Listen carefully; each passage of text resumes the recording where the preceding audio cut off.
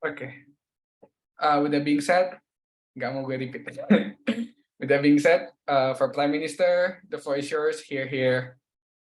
Jangan lupa ngasih POI preference and your gender pronouns. Okay. My preferred gender pronoun is he, him. If you have any POI, please do it on the chat.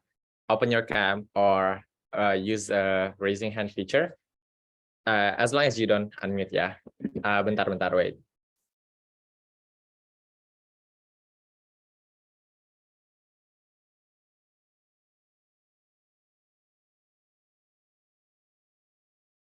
Oke, bentar ya, tadi ada suara Pokemon. Oke. Jadi, I'm going to start my speech in 3, 2, 1. So, bentar. Sorry. Gue pengen thanks dulu for my teammate. Ya udah, yang udah willing untuk ngajakin gue di Smash. And then it was also an honor untuk face 2.5 men. The first round, we face you. And the last round of Smash 2023, we also face you. Oke, jadi yang kayak pembuka dan penutupan. Oke, cool. I think that's all. Okay, I'm going to start my speech in 3, 2, 1. So natural energy resources are very unique type of commodities because all countries of all people, for example, need them, right? To grow their economy, to do their daily activity, to create innovation and etc. What we want under our side is a world where natural energy resources such as oil, gas, and coal are controlled by international body. This looks like, for example, we are going to have the United Nations controlling our global supply of oil, right? Or maybe it was managed under their UNDP or oil-specific body, or we are more than willing to make another international institution that focus on managing the global oil supply. The point is, the natural energy resources are going to be centralized under our side, right? This means the distribution, the maintenance, the protection of the oil reserve, the price that you are going to set, for example, will be internationally and communally decided. So instead of Russia, for example, arbitrarily deciding to continue or stopping oil distribution to the European Union under our side, we can have a much more effective counterbalance to communally decide what is the proportionate measure that we can take, right? Under our side, all insights, point of view from various countries, for example, coming from, will be considered thoroughly before we make a certain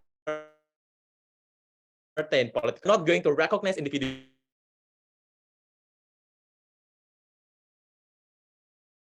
Arab, not going to have regional organization, OPEC, controlled by 5 countries, Iraq, Kuwait, Saudi Arabia, for example. We are not going to have that under our side of the house. We think that this is principally just for government side of the house, because the oil reserve that you have is not the oil reserve that you necessarily possess by your own hard work, right? This oil reserve, for example, is God-given. Allah Subhanahu wa Ta'ala gave you this oil, for example, for overall humanity, right? So this is the reason why, however, the God, for example, accidentally located this particular oil reserve that they give for humanity located in your jurisdiction, right? This is why we believe that it should be controlled by humanity in general instead of this individual country, right? International control is much more rather than one specific country under our side. The burden of opposition then should prove why the non-existent check and balance where countries politicizing their natural gas and oil because they think that that's theirs is something that create a better world. Second, why then Russia, for example, arbitrarily bluffing about stop sending oil and European countries is something that is good under their side of the house, because under our side, things might not be ideal, but at least under our side, each countries have more control, whether they are big or small, over the distribution, maintenance, price, and etc. Right? Before going to my point of substantive, yes. Fortunately, it's not a policy motion, it's a prefers motion, which means everything you just said is still up for debate. You have no fiat for this model that you have asserted. No. We think that this is the word that we prefer, right? And then we are going to establishing to you why then, for example, this type of established word is something that is better under our side of the house, right? Okay, first then, natural resources are politicized under their side of the house, right? Look, your ability to have oil resources, for example, is heavily reliant on your political stance. If you are not politically allied with Saudi Arabia, for example, or Russia, for instance, they are going to stop sending you oil to you, right? This makes smaller countries to have lesser bargaining position in terms of oil and productions. Under our side, as this is internationally controlled, we have an avenue to vote against things that is not in line with small countries' interests, for example, our side of the house, countries will have much more control over their own individual agency. The reason why countries are fighting, for example, in the current status quo due to the crisis of oil right now and so on and so forth, for example, right? This type of condition that we are facing right now are triggering violent conflicts, for example, like what exists in South Sudan, what exists in South China, for example. This is something that we do not like, right? Not only, for example, this affecting those countries in that particular specific territory, but also this impacts everyone's life in the current status quo, right? Due to an individual, for example, and also the small countries, for example, are affected by this kind of violent conflicts that exist due to the competition that you have over the oil and natural resources. What exists under our side of the house, you are not going to compete, right? Because you are going to have a communal interest to basically maintain, and this is the reason why collaboration is going to be much more under our side of the house, right? So for example, right, global warming, which is increases the Earth's temperature and increases the sea level. These people are innocent, ladies and gentlemen. They have nothing to do with the environmental exploitation, but they are the most impacted individual, right? Because under their side of the house, you are going to arbitrarily decide on how are you going to use this kind of oil, on how are you going to use this kind of gases, ladies and gentlemen, right? Even if this is arbitrarily decided by you on how do you utilize them under your side of the house, but the impact, for example, goes global, right? The innocent individual are going to be impacted under your side of the house, right? This is when international body significance comes into play, ladies and gentlemen. At least they have a control. At least they are able to, control the behavior of these oil-producing countries and so on and so forth, right? But second of all, the benefit of international body. Why this eliminate, for example, dangerous domination from powerful country, right? Layer one is that a sovereign country should have been able to manage its energy resources on its own. However, due to their inability and unwillingness, this is unwillingness, for example, this is often capitalized by China, for example, to gain more power and control over the country and to strengthen their dominance in the trade war, right? That is exactly why China, for example, makes BRI and digital Silk Road infrastructure to extend their domination, manipulating African countries, for example, to agree on this initiative, right? Under the premise that they will get a lucrative revenue, despite the fact this is an opportunity for China to gain unproportionate type of profit, right? This is bad because one, this is going to be totally controlled by China, who do not really care about the citizens of the country, for example, and the well-being of the country. But number two, China misused this soft power in order to extend the bargaining position, right? They are immune to criticism, for example. This is the reason why their misconduct about environmental degradation, universal human rights abuse, for example, right, will be pardoned under their side of the house because they have this oil, right? We cannot necessarily control the misconduct that exists, like what exists in the current status quo, which is China itself, right? What will happen in our world with international body, right? This is how we establish our world. No domination occurs. We don't acknowledge individual ownership under financial capability and ownership of resources based on geographical lottery. But number two, and energy will eventually be used as it is. Resource for our daily life in various sectors, for example, such as manufacturing, transportation, service-based industry, and many more. In comparison to opposition side of the house, energy will always be misused for extending countries of power and also escalating tensions, right? Especially this exists in the very current momentum where, for example, oil and gases, for example, is currently become scarce, right? This is something that is going to, for example, enhance the idea about collaborations instead of competition that exists under their side of the house. This is how our world looks like. That is why we prefer a world where these natural oil resources is going to be controlled by the international body. Thank you. Thank you so much for that very, very fine speech, Prime Minister, to open the case of op, clear of op. Hear, hear. Am I audible and visible? Ganteng, yes. Thank you. Gonna start. Sorry, I have my timer.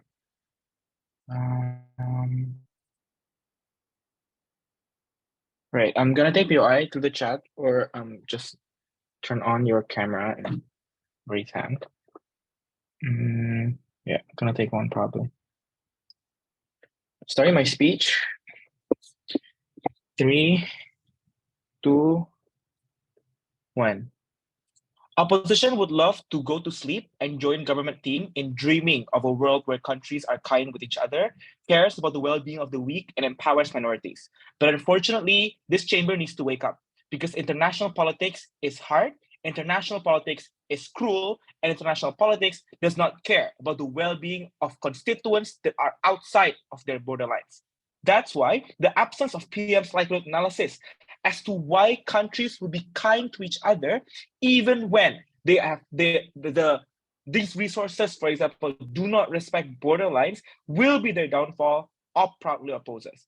Before I move on, just to make sure this debate not messy, I'm going to define to you what does it mean, for example, to be controlled by an international body.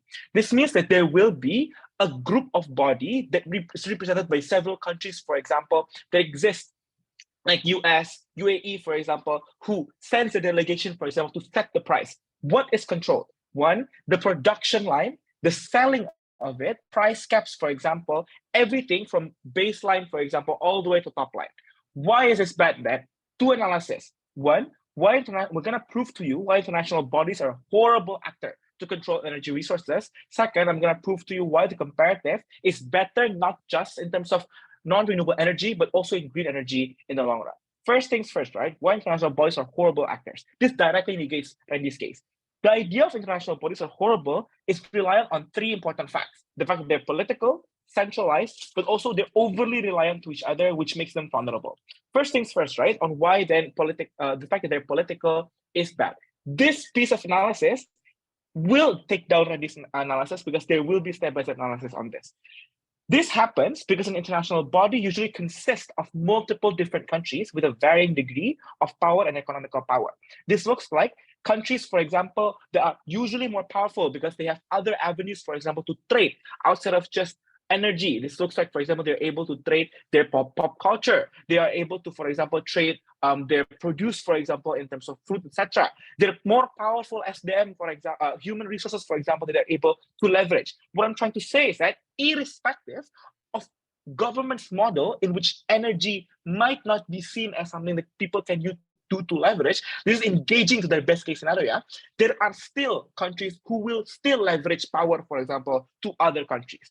Why then it's bad? Because it means that this the price would most likely be controlled by these powerful countries who will single-handedly shift the prices to unreasonably high amount, for example, and they might do it by masking it under the guise of pushing for green energy, or because they say this is the best thing that must be taken, for example, at the end of the day. This is bad because if we go with Rendy's definition of the model, the supply will also be prioritized by this country, it means they might just also deprioritize supplying countries with smaller GDP, countries who are poorer or unable to give them something that these powerful countries would want, all because Gulf agrees that the power is single-handedly be given to these international bodies. Second, this is also horrible, right? Because it means that some countries who might, for example, have some kind of natural resources, like, for example, oil or coal, for example, will not be developed,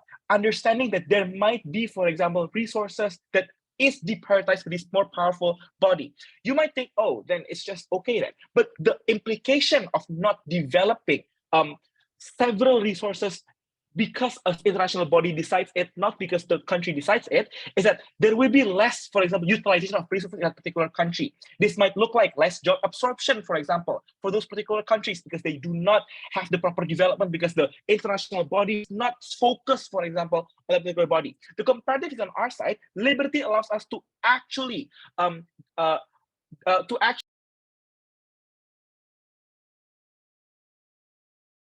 Muted. Elgard muted. Oh, sorry. Based on our, it would develop on our own. What was the last thing that I said? Liberty allows something. Right, I'm just Muted. gonna continue. Yeah. Right. Okay. It allows them to develop their own resources based on their specific needs of that particular country. This is good and unable to be taken down in Gulf because in Gulf you do not have the agency, especially when it comes to resources.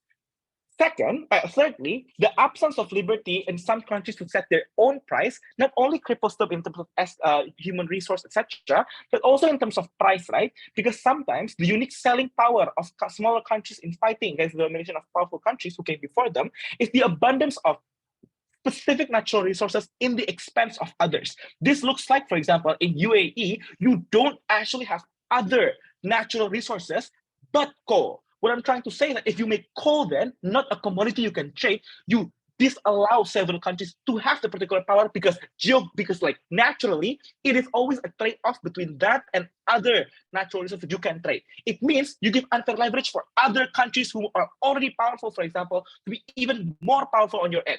Before 6 then. Yes, NAPRI. Harm of single-handedly decide who to send their oil to bigger GDP, for instance. Don't you think it's worse under your side of the house because you are very arbitrary? At least under our side, there is an avenue to check and balance. On our side, the interest is trade, right? So most likely they will trade with as many countries as possible, ensuring that they will have as many buyers as possible, understanding that the supply fits. The idea is that on your end, then the prioritization would be that because there is no monetary incentive, it will be political incentive, which is even more arbitrary because it just focuses on other, for example, power that inherently does not that would be set by a specific smaller amount of group, while on our side is more democratized. Moving on, right? Lastly, why the international bodies are centralized is bad because it means it's easier for you to lobby them because usually they are representing only a specific amount of individuals. For example, this looks like one country is represented by one person, for example, which is worse on your end because the lobbying focus will be much more powerful. Understand that the impact of this particular smaller amount of group is bigger. Comparative on our end is that on our end because in specific countries it's usually led by a huge amount of people because there's a Congress, for example, that regulates these particular decisions. Lastly, international bodies are more vulnerable. This looks like because the supply chain and the production line is bigger, because it's more internationally, the impact of one supply chain failing would impact a bigger amount. Like how in Russia, for example, current world, when Russia's oil fail, the impact is wide, right? Because it's one of the biggest suppliers, for example, of oil. What happens on your end is that this risk is amplified 10,000 times because now the investment in countries like Russia, for example, or Saudi Arabia in terms of oil will be multiplied because you see that as a proper investment that the world would invest in and separate to others. In your best case, the risk of you failing, for example, supply chains oil in the world will be significantly bigger because it would be relied by so many other people proud to propose. Propose. Thank you so much for that very, very fine speech. Leader of Up. Quick reminder, speaking time is 7 minutes 20. But yeah, we go on the Deputy Prime Minister. Floor is yours. Here.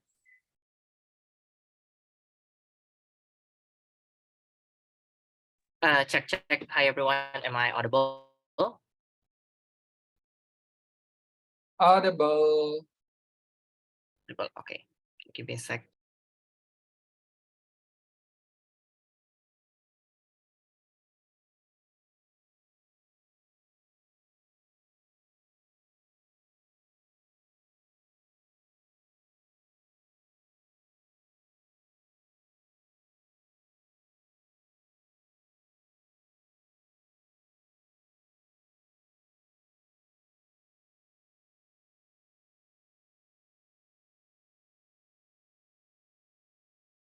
All right, POI through the chat box, please. Yeah, just okay. Yeah, just a quick shout out before we start. So yeah, first thing first, yeah, I would like to give the shout out to Sharon. Even though she canceled her participation in this team, she still manages to give immense support and checking us as if she's in the team. So thank you so much for that. And the others chatting us, you know who you are. Thank you so much for the immense support so that we can finally go into the grand final here.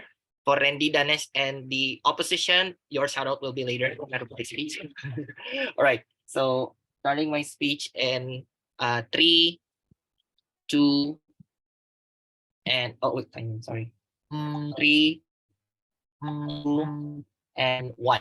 So 2 clarifications. Yes. Number 1, LO accused us for contextualizing that the international body here equals to the energy resources controlled by United Arab Emirates or United States. That is not our the meaning of our international body. Under our side, one country will still equally have like one proportional vote, and that's when and how international body will look like, in which the decision, the management of the international of the resources done by the international body will still be done under a democratic measures through the one country, one vote system. Secondly is this: we think that in order to engage Judah's POI, we would like to to remind you that the strategy in government side of the house is that we're constructing a new world that is preferable in the status quo. Yeah, so if it sounds like we're creating a clean slate debate, we're still legitimizing it by showing that in our side of the house, this new world is much more preferable rather than the status quo. And I'm pretty sure Rendy's argument has explained that on why this is a much more preferable world than the status quo. There will be two engagement on engagement. Number one, on politicization. Number two, on the benefit. Now let's go to the first issue regarding the politicization. I'll just engage to the case coming from the leader of OP, because leader of OP believes that, yeah, international body right now is totally horrible because there is a less priority towards the countries with less GDP. Two responses. Number one, no, because we're going to take their context here. Their context is about how international body is proportionally deciding and controlling the price range and the selling, right? That means in our world, international body will still sell the energy resources and the price will still be proportional towards the country's GDP to make sure that there is an inclusive provision. What is the likelihood? The likelihood is this. Opposition may think that we're being too angelic or we're being too kind in creating like a proportional price range for countries with less GDP. But this is the likelihood that crystallizes their angelic incentive, which sounds realistic. Interdependency. To ensure that these countries among the big and the small countries are able to maintain the interdependency towards one another, because we're talking about global scale, we're talking about energy resources in which energy resources and activities inside it, for example, like manufacturing sectors, economic sectors, are intertwined to one another. That is exactly why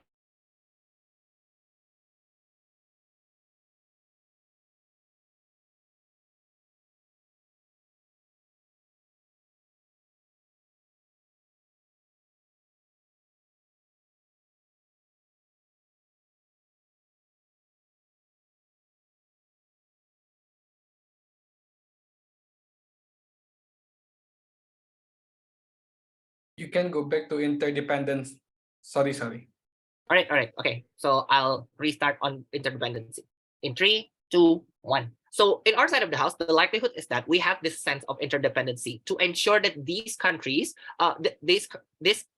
countries like the big and the small countries, in order for them to be able to continue the maintenance of that interdependency, energy needs to be fully maintained. Thus, there is an incentive coming from the international body to cater to that limited GDP. So even if the LO is afraid about the sense of favoritism and less priority, that's exactly why our check and balances done by the international body exists, which doesn't happen under their side of the house, right? Because under their side of the house, individual country can simply utilize their sovereignty to create like a favoritism and prioritizing countries that are less favorable for them economically and also politically. In our side of the house, through the check and balances that are being done collectively, it shows that such thing as favoritism and less priority won't exist. So we have already engaged on their worst case scenario. So the way that you should take in this rebuttal is that we engage to their worst case scenario and we show you that there is a mitigation inside it. And even further, we told you that there is a missing likelihood on that worst case scenario. So two weighings,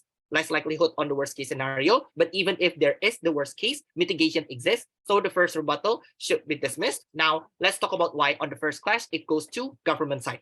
On the first class, we told you about how natural resources right now are politicized in the ops world, right? And smaller countries are most impacted. That is exactly why the sense of control is something that is important. The weighing that you should take is that on this one. The control by international body allows the mitigation of harm. We're talking about harms such as politicization, environmental degradation due to the irresponsible behavior of one country, and that mitigation of harm is the most important thing that you need to take in the debate. How so? 3 reasons. Number one, we told you about an irreparable harm in the environmental context, in which that once there is an irreparable harm, it won't be able to be repaired, and that's something that we don't want. We want to be preventive, and by allowing international body to create like a more preemptive measures, that's something that we are willing to welcome. Secondly, is that the scale of harm can be extended globally when we're talking about environmental things. So therefore, in order to prevent the larger scale of harm, what we need to do the most is putting a mitigation, and by giving control for international body, mitigation can exist. Third of all, in political aspect, we also told you about how we would like to allow countries to continue their non-permissive act due to the ownership based on geographical lottery, which we don't think is fair. Second of all, or the soft power that dominates untapped resources in external countries. For example, like China's Belt Road Initiative towards Africa to extend their soft power. We don't like that non-permissive act. That's exactly why international body needs to come into play. So first clash goes to us. Second clash on regarding the benefit. Before that, yes, Elgard. So on your end, then there will be no countries who own any kind of resources, since all resources belongs to Allah Subhanahu wa Taala. Yeah, but then again, it's totally controlled by the international body, so that there will be proportional ownership. That's number one, and second of all, there will be proportional allocation for countries based on the needs. So we don't get why it will be unfair and etc. Now on the second clash, in regards to the benefit, they say about how centralized body is totally bad because it's easy for us to lobby them. For example, one, there is no such thing as easy lobbying because this is international, right? Meaning to say there won't be like powerful dominant alliances, considering everything will be done democratically. Sense of neutrality still exists. What is the likelihood? The likelihood is that international body, if they are not being neutral, for example, and they are committing to a certain inevitable lobbying, it's very easy for us to call them out. That's number one. That's exactly why check and balances come into play. But even if it exists, yeah, it's easily detected. So what do we have proven to you on the second one on benefit? We prove you that there are two benefits. Number one, we eliminate the dangerous domination coming from the powerful countries. We're talking about China, for example. What is the weighing that you should take in this one? The weighing that you should take is that knowing that energy resources are irrelevant towards the political power of a certain country, we are not allowing that to be misused over and over again. What we want is for energy to be functioned as it is, that is through the manufacturing sector, economic sector, and everything that is intertwined to our daily life. Secondly, on the benefit, we told you about how we want a more sustainable and long-lasting time for the resources that are able to function. We told you the control coming from the international body allows you to put control and make sure that the extraction process is harmless. The likelihood is that sustainability of energy exists. That's why please propose. Thank you.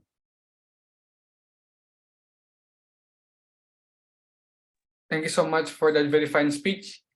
DPM, to continue on the case of DLO, floor is yours, here. Okay, am I audible? Yep, perfectly audible. I'm going to start my speech in 3, 2, 1. The government's utopia is this. There will be equality of resources because international body will operate in an egalitarian way, and they believe so much in the value of equality and socialism, they create a communist world government where everyone will be distributed equally among those resources. This assumes two things. Number one, that every country in the world is already equal in place right now to a point where everyone have the equal opportunity to check and balance against everyone, which is clearly not the case. Secondly, it assumes resources are okay with their natural resources being taken away. Do that to Saudi Arabia. Do that to Russia since 1900s.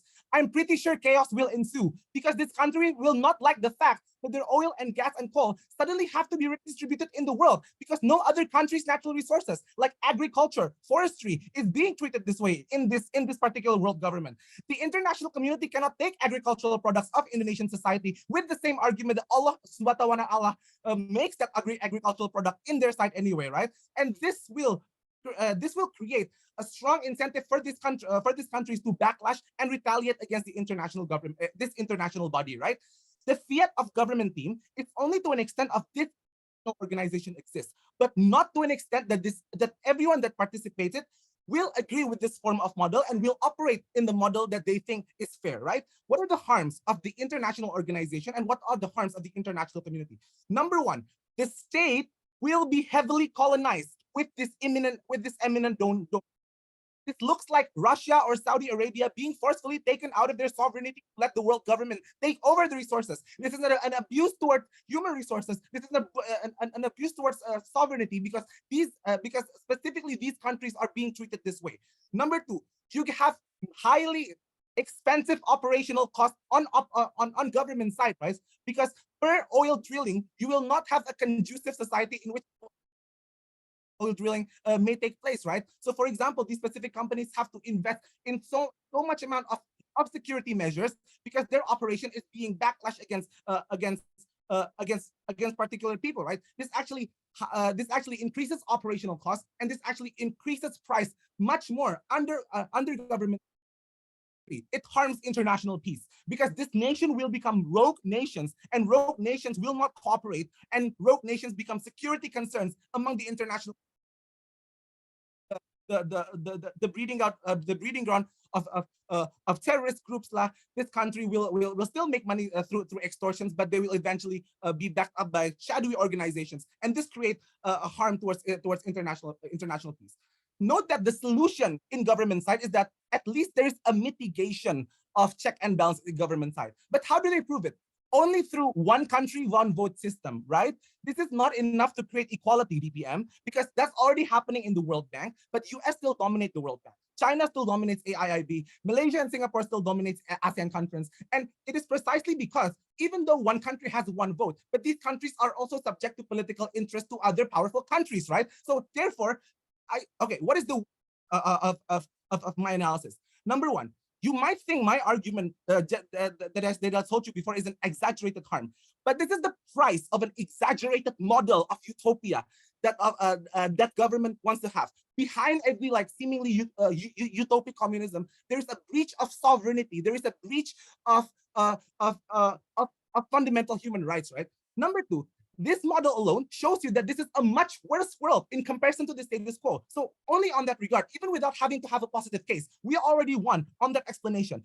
Thirdly, we also flipped their best case, by the way, because DPM just refuses to prove to explain why in the comparative that Elgard has mentioned, the more realistic comparative, it will not be the case, right? Their refusal to engage to our best case and our not refusal to engage to the worst case already guarantees the winning of opposition. Okay, so let's talk about the second ideal model that that proposition wants to have. Is that the natural resources will be distributed equally, right? So what is the most likely model that happens in reality? It's probably the model of rationing, in which some countries are being given a specific portion of oil and gas per capita, right? But this is also harmful because you cannot standardize how much energy that a country specifically needs per capita because everyone's needs is actually different, which is an important argument coming from opposition, coming from Elgard, that talks about how do we make sure that the decision right now of a country to consume or to produce a particular energy is localized, right? In their side, either one country is overfulfilled and other countries are underfulfilled. And these are the things that you create more harms in their side because this local communities cannot dictate how much oil that they want to consume. And if they state that I want more oil to this world government, they will not be allowed to do so because they're going to be told, don't be selfish. You are in an international community. You cannot produce more. You cannot consume more oil, right? So rationing is extremely bad, and it's actually not fulfilling the country's demand in terms of energy, right? So let's talk about the more realistic comparative in our side. What is the characterization? So the world in which government defends, it's a resettled world. So most likely energy resources are going to be dominated by nations who are already privileged with natural resources, like in the Middle East or like in the Arctic region. Seeing their trajectory right now, we can assume that these are the people with undiversified economy, meaning that they're not really investing in other sectors outside of the exportations of their energy. That also means they're not highly interested in creating international and free trade because they're only focusing on one industry. Now, their control resources inevitably leads to these countries becoming superpower. Why? Because these countries have absolute monopoly over which states can get particular amount of oil. They make arbitrary prerequisites for this country to be their allies. This is how they manage to influence other countries' economy, making their currency becoming more stable, and they have lack of opposition internationally, right?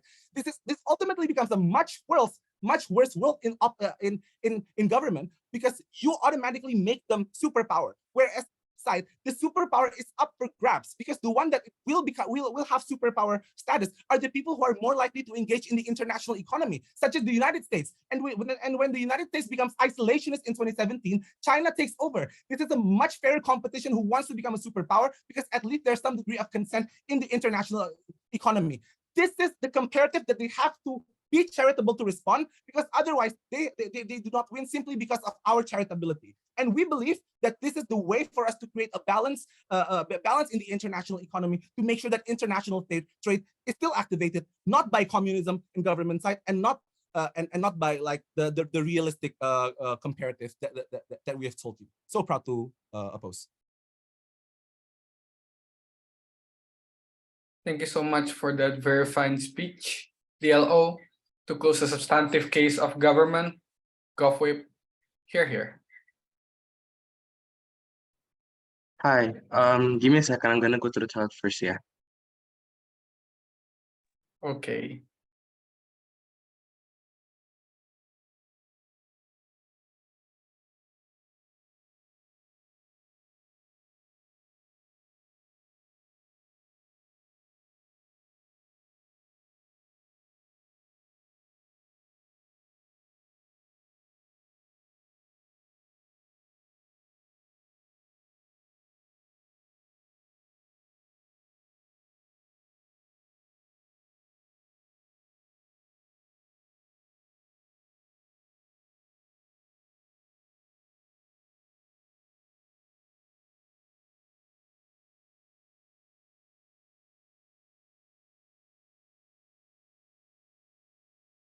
Okay, am I audible? Yep, audible. Okay. So gender pronoun here, him. For POI preference, just unmute yourself. I would accept one if I have time. Oh yeah, so before I start my speech, I just want to say thank you to Tjia and Rendy for carrying me up to this grand final. So yeah, starting my speech in 3, 2, 1. Panelists, we need to notice that energy is something that is very, very important for humanity. Like how every single country and every single individual actually needs energy just to survive and just to make sure that they are actually able to be productive and contribute to society, right? And notice that oil is something, or like energy is something that's basically based on geographical lottery. It is unnecessary and it's crucial for the whole world society. I think it is only justified when you distribute it well and fair through the supervision of a credible international body. This thing does not happen in the current status quo because there's a huge monopoly and there's a huge asymmetry of power to the country that are quote unquote luckier with their geographical lottery, and they have the capacity to control the world just simply because they are more lucky in terms of geographical lottery. We said it is something that's very, very unfair. Therefore, we need a credible international body to make sure of this check and to give check and balance towards the situation that countries can actually access energy which are detrimental for the growth of their economy, right? 2 things in my speech. Number 1, I'm going to talk about the credibility of international body in and of itself. Secondly, about the impact and like how we create a better distribution of energy, right? First thing first, about the credibility of the actor. Basically, the biggest claim coming from them is saying that, and regarding to this, is saying that, oh, international body is actually horrible actor and whatnot, right? But I think it is very much untrue because there will be a voting system and every country actually have something to say. It means that the country have actually are able to contribute towards the decision-making process inside the international body, and they're able to decide the price and take part in it. Discussions are made, middle grounds are found. Therefore, it's going to be more accommodative to the smaller countries with lower GDP. This is much better than status quo, because status quo lets the market mechanism to decide the price, where there is a very, very huge asymmetry of power between the seller and the buyer country. What makes the market mechanism becomes unjustified is because of the asymmetry of power, like how the seller can actually set the price so high and whatnot, because the buyer are unable to actually leverage the bargaining position in this kind of situation. But so I think that exactly because it is so bad, then this is the only solution. That's why it points out this urgency of our mechanisms, right? Engaging to the worst case scenario, even if asymmetry of power also exists under our side, like inside the international body, like countries like US or like Russia actually still have a higher bargaining power, I think at least the smaller country can unite and criticize the bigger country, because all of them are given a chance to take part in the decision making. They actually know that what they say can contribute towards the price, for example, that their vote can necessarily decide the price, for example. This is something exclusive, and the likelihood of bigger countries to listen because they are no longer the owner of the oil, right? Because oil is now owned by this international body to begin with, and they are already a member of this body as well. And they, of course, they still need energy for the sustainability of their country. It is much better than status quo because countries like smaller countries with smaller GDPs are expected to given some, like in most of the instances, they are expected to given some part part of their sovereignty for cheaper oil price. I think it's incredibly bad because not only like you actually hamper the citizens' livelihood out there, because for example, what happens in China, like how they just take away the sovereignty and they don't give a shit about like the society's living condition and the country's condition, but it's also very, very like unjustified to begin with, right? So the weighing here becomes we propose to you a better alternative as to how we give a more justified mechanism, like how we like distribute the oil and like how smaller country have something to say and they can give criticism towards the country who actually owns the oil, right? Nextly, I think we also told you about how then what will probably happen under their side is like the domination and harmful asymmetry of power. It looks like how China taking control of the energy simply because they are able to have control over you, like over a unsovereign country, like through BRI, right? It leads to how monopoly and harmful extraction happen because they don't have the social contract over the oil reserve and people who live around it. Secondly, they're also having a misuse of asymmetry of power, which it actually hampers livelihood of people who are like vulnerable actors in this debate. Therefore, if you really want to protect the vulnerable actors, then our mechanism is the only way for us to do so, exactly because of our ability to actually give something to give the voice towards the smaller countries who own smaller GDP. So I think in the first step we win because we provide you a better alternative to and a more justified manner to like control the oil and energy inside the status quo. Second question, also about the long-term impact, right? I think point that they talk about is about how it will lead to chaos because certain countries' resources are taken and it's going to be distributed to everyone. But I think chaos happen anyway in the status quo, like how Russia actually having an arbitrary ability to not sell oil to you and which actually would escalate into a conflict in any way. So I think that in the end of the day, regarding energy, it's always going to end up with chaos in the worst case scenario because it's something that is very, very unfair and very, very arbitrary in the current status quo, right? Regardless of which scenario, chaos is going to happen. But we're debating under clean slate in which we backtrack the debate into a world where countries do not have initial ownership towards the energy resources. What causes conflict to happen at the very beginning of the day is because of the initial ownership, right? But at our side, we actually do clean slate. So it means that there is no initial ownership and there is no source of this conflict to begin with. But even if they make chaos based on outrage, we think that it is fine because their initial individual ownership are politically and arbitrarily used at the cost of other countries being harmed. Therefore, it is non-permissive anyway. And they need to defend, right, why it is okay to continue this non-permissive arbitrary move, while in fact it actually could create massive harm towards the individuals on the ground and actually harms the most vulnerable actor in this debate, right? So I think that in the very worst case scenario, chaos is going to happen anyway, but at least under our side, it is something that's better. But second claim, right, they also talk to you about how the oil is going to be more expensive because of the big supply chain and whatnot.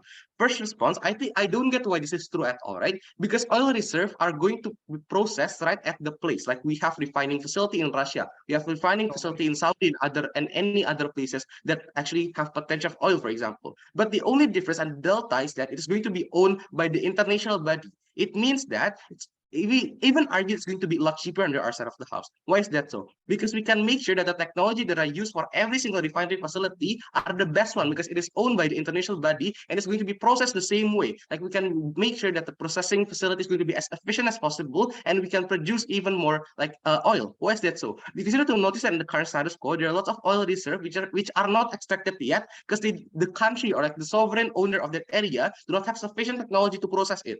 And actually, our solution mitigates it because we give more access towards this kind of country so that they're able to process the oil so that we can actually give more supply towards the world. This is something that is incredibly important because when we give more supply towards the society and we give more supply towards the country, then only when the price and then only then the price can be cheaper. So I think we create a better market mechanism right here, exactly because we give a better technology and we give accessibility to process the oil for countries that used to be underprivileged, for example. But what's better is that at best, what happened under side opposition is that China is going to come to their country saying, "Oh, we will help you to extract the oil," but it comes with an expense of their sovereignty. We do not do that under our side. That is exactly why it is a better solution because we give a better market mechanism by providing more oil, and that's only when we can create a cheaper price under our side. Proud to propose.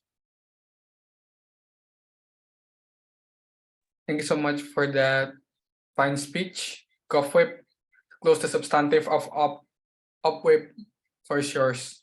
Here.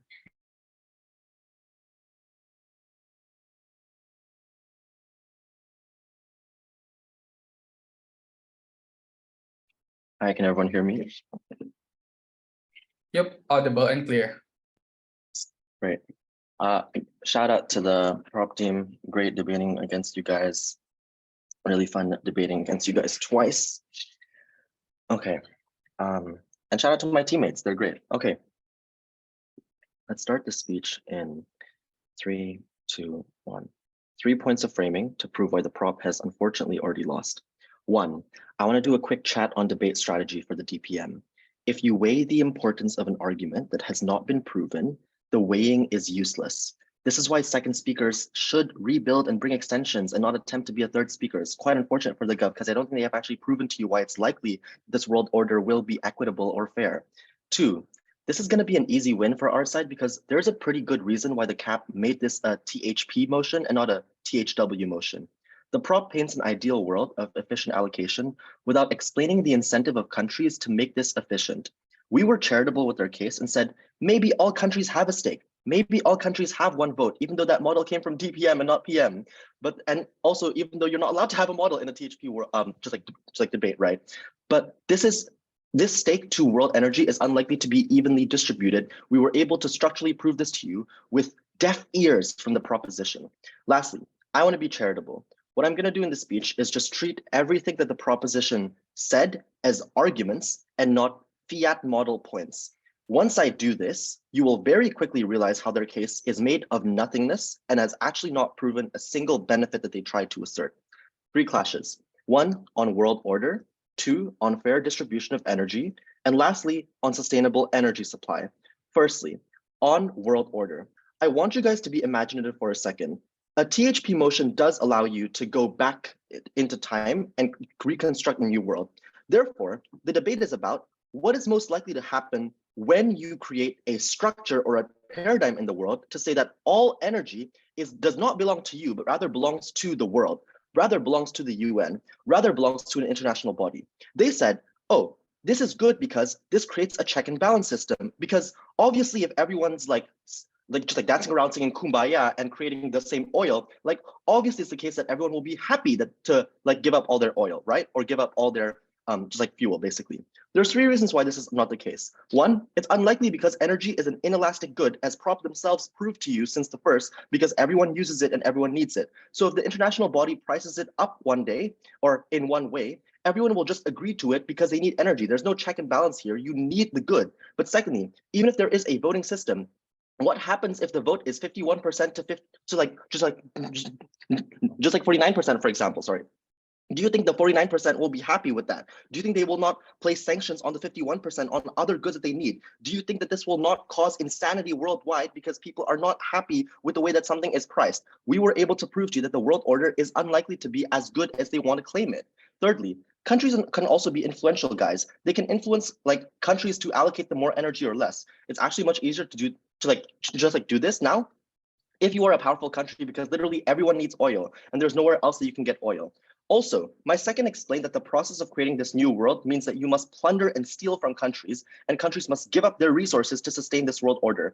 This extension alone wins us the round for 2 reasons. 1, on vulnerability. We explained the process of this world being created means you must take from the poorest countries without ever paying them a dime. These are probably the most vulnerable countries who must be violated on the proposition to have this body.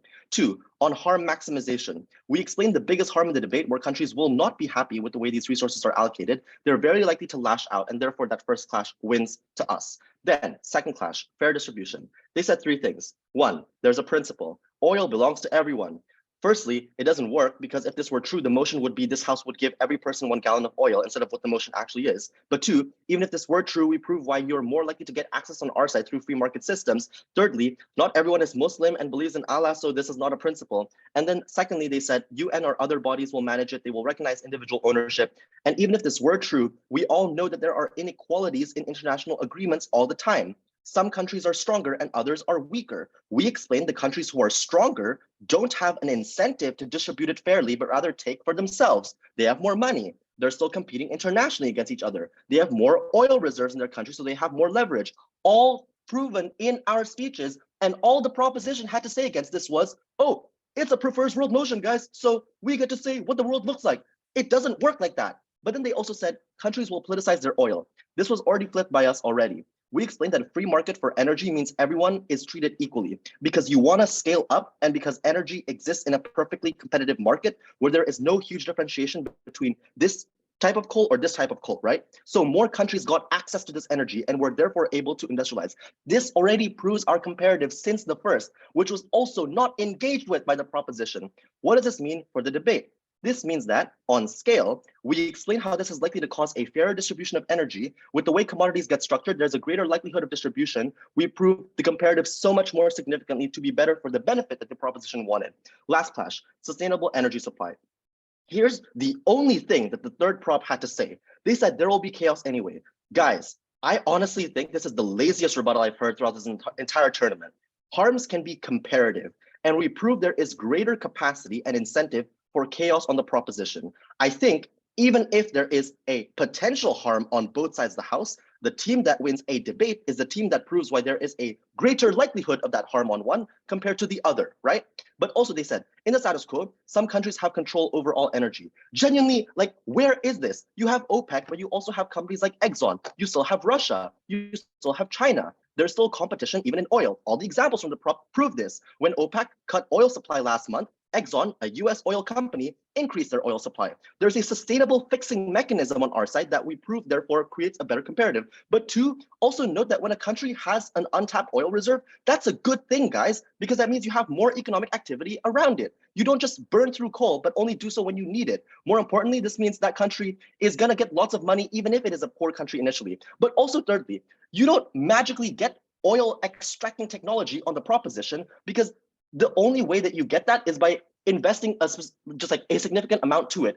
Who do you think will want to put in that money to create that oil extracting energy? It's not going to be the UN, guys. It's not going to be all countries. It's instead going to be specific individual actors who have an incentive to win in the market. That's what exists on our side. That's why you are more efficient, like taking of oil on our side of the house in the world that we live in, and is unlikely to be the case on the proposition. This is why you have more development on our side anyway. That flips them, by the way. But also, then they said one country will have one vote. Like, interesting new point of model, but also, even if it was, this is unlikely because some countries have more bargaining power too.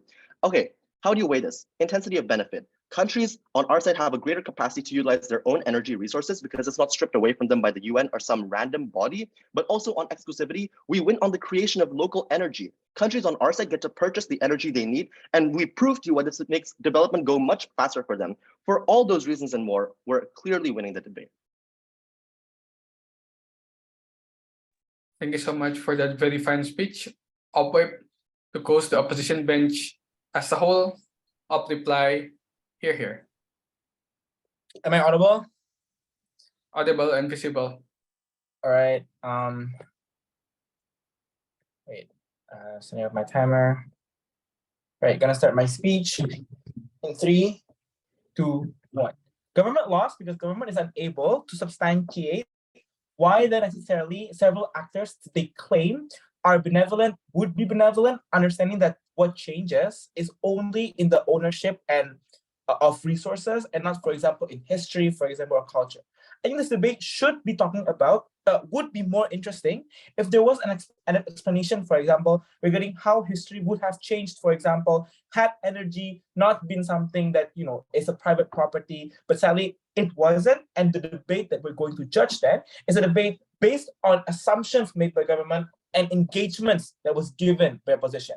Two clashes that I'm gonna summarize here. First on the world order, right? And secondly on energy supply distribution. So the world order, what did government say? Government talks about how at the end of the day, there will be order because one, international countries will be mitigating them due to check and balances, for example.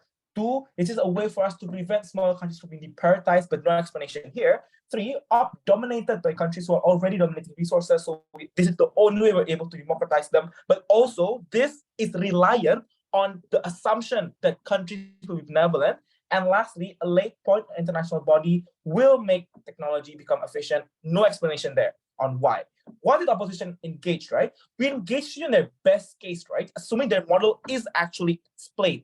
DLO destroyed this by giving the extreme model an equally extreme impact of rogue nations going away because they're disrespected, because their sovereignty is constantly being unfairly breached, for example, in for the favor for the whole wide world for something that exists within their borders. With this kinds of explanation, actually flip lots of their cases because it actually talks to you about what are the incentive structure of countries and why they would behave a certain way. Comparatively, there is no likelihood explanations on Gov regarding why the countries would actually be kind. What they do is they explain to you that because the countries are kind, therefore it would be fair. So the missing explanation here that you should weigh is that we actually prove to you the likelihood first before any of their impact can materialize. So even if you were to compare their impact, even if it is a lot, and we say it's not, then the comparison should be weighed on our end because the impact could not materialize on their end. So that's on the best model, yeah. But even if we were to engage in a moderate case, we talk to you about the power struggle of politicized international body. Their only response is a form of check and balance. No explanation, right, as to what kind of check and balance would materialize or why actors would want to do it when we've already explained to you the interest of politics and international exposure or political power all exist inside of each of these countries, making them want to behave in that way. On Gov, there is no explanation on why they would want to do it, only that the check and balance would exist. So the weighing is on the substantiation of what actors would do and the likelihood analysis that is exclusive only on op.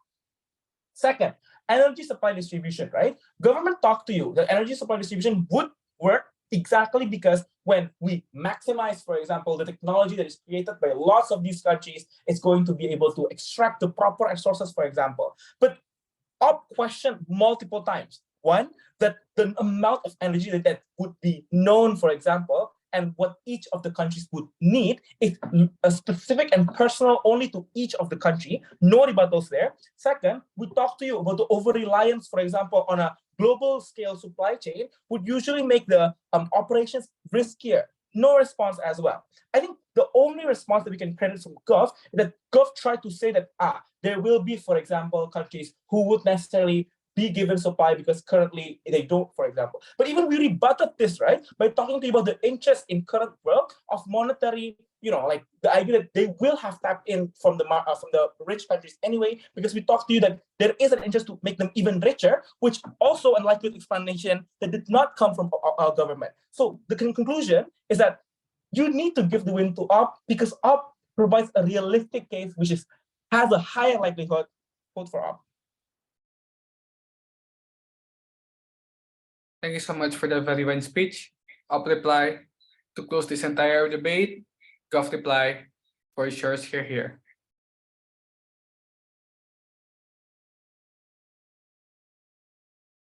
Check. Am I audible? Yep, audible and visible. Okay, wait, give me a second. Okay, udah ya, Ren. Right, starting my speech in 3. Oh wait, hold on. I'll tidy up my docs a little bit. Okay, timing. Sorry. Starting my speech in 3, 2, and wait. Yeah, 1. Okay, so Judah, we understand that we don't read the manuals for this House prefers motions, but judges, I know that you get our points. 2 questions why it has to go to Gov. Number 1, on the credibility of international body. Number 2, regarding the long-term impact. Now let's go in the first class on the credibility of international body. Government came up and say that this international body is credible because there is no infusion of political incentive, and even further, they have the sense of control to make preemptive measures to massive and environmental harm. Let's see how opposition responded to this one. Opposition said, no. International body is very horrible. Asymmetry of power exists. Favoritism against small countries will happen. 3 metrics why government wins. Number 1, we diffuse the likelihood of favoritism, saying that at the end of the day, even if small countries will be ostracized in both sides of the house, but with international bodies, we're giving the chance for small countries to tap into the market. What's the likelihood?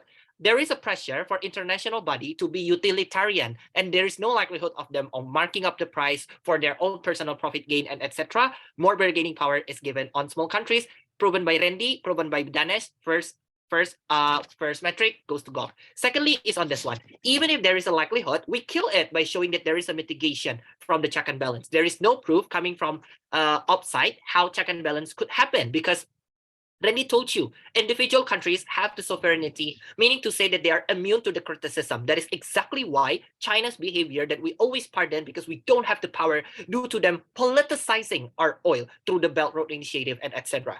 Under our side, we don't say that, okay, the check and balance will be perfect, but there is an avenue for you to commit check and balances to make sure that the international body will not go random.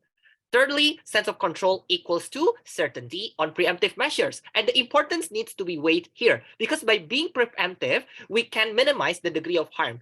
Even further, the incentive of countries to win the market is not exclusive under their side, because in our side, in our case, countries still have the incentive, and it's much more noble. Why? Because the incentive is not on the basis of winning the market, but it is on the basis of communal and shared responsibility.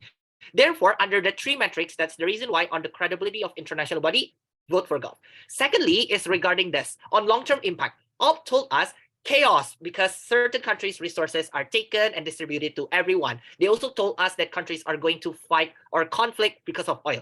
Yeah, this is exactly why they want to win the market, and we need to put a stop on that by communal ownership by international body. We told you symmetric harm exists under their world, and there is no attempt in showing why the harm of chaos is more detrimental rather than the harm of arbitrary usage of energy resources to harm the other countries. At least on the comparative of harm, okay, we made comparative, yeah, Judah. We told you why harm of arbitrary usage and management by powerful or owning countries are non-permissive and needs to be diffused.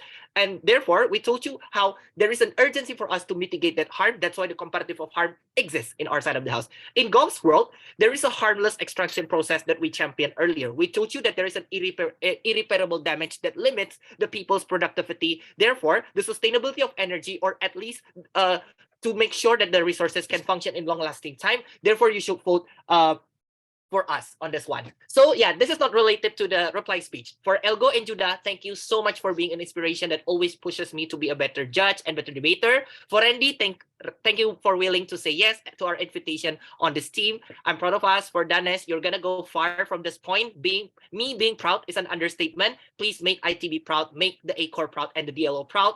Last but not least, to the EST of Indonesian debating community, Santo, thank you for fulfilling my dream match in this grand final. That is exactly why debating holds a very, very special place in my heart. We propose, but yeah, we leave it to the judges for the decision. Bye, everyone. Thank you so much for the very fine and wholesome speech, government reply. That marks the end of this open grand finals round. The participants can shake hands and virtually shake hands. And yeah, for the judges will decide. It was a wonderful debate, and thank you so much.